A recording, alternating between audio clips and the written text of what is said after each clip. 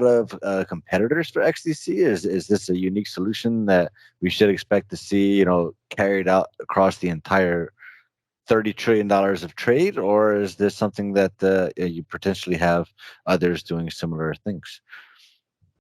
No, actually, it's a great question. And actually, we touched upon this in the beginning, Hmm. why we were using paper all the time. So one reason was, yes, the countries were not coming together and accepting to use electronic documents. So now what is happening is there's a movement happening. So electronic records are getting accepted. So what basically, so there's a new term which you will hear a lot, which is MLETR, which is a model law for electronic transferable record. So what it basically means is if you have a piece of paper, which is a certificate, or a piece of electronic paper, if you go to court, both will have the same standing. That is just to for a layman to understand.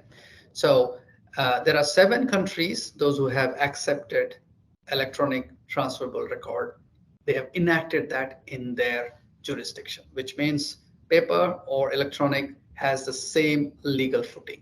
Now, 7 countries, Bahrain is the first one, and then there are many other countries. Singapore is one of them.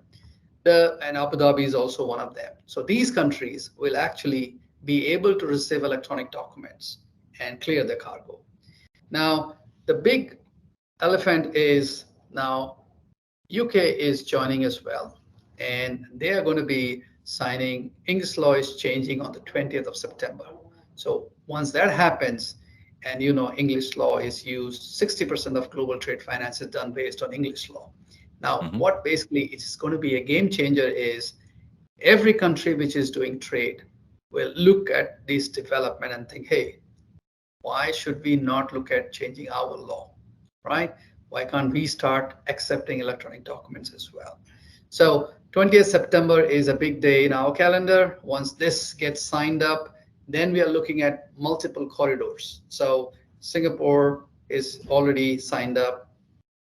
Now, once UK signs this up, then these two countries can trade, and there's no need for sending and receiving any paper documents. Everything 100% can be digital. So you see there will be more and more corridors, and France is watching very closely. They are likely to sign this up in October. Germany is going to follow. There's a lot happening in the US as well.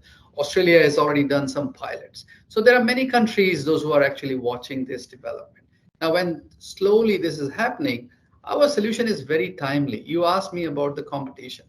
Where we don't see anybody competing with us is we are trying to manage this end to end, which means providing a technology, providing an application, and providing the entire support mechanism to do end to end services for digitizing trade and financing them as well. So that's what we're trying to bring.